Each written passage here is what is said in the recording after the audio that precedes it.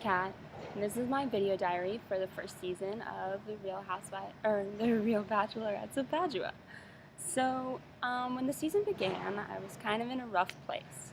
While my sister was busy sucking up to my dad and having every boy in school fawn over her, I was busy being the blatantly least favorite, angry, and rebellious daughter.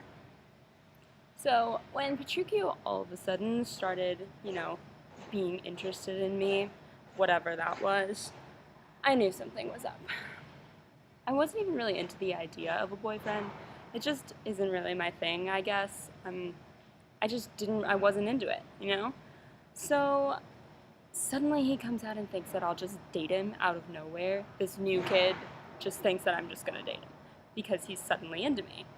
So, no, definitely not. So I was really angry, and at first I decided to kind of fight against his attempts, which is understandable, of course. But after that, I realized something.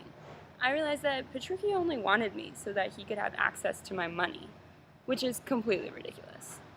So I decided to play a game.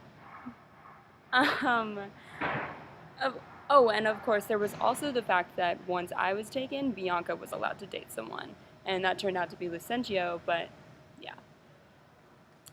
So I decided to play a little game where I would trick Petruchio into thinking that he had me in the palm of his hand, but I was just messing with him, and I thought it was really hilarious. So this is where it gets fun. In the final scene of the show, when it's about our relationship, me and Petruchio, when I give him this long, loving speech about how much he means to me and how I'll do anything for him, that was all bullshit. He had no idea. It was so funny. It was hilarious, and it was such a good plan.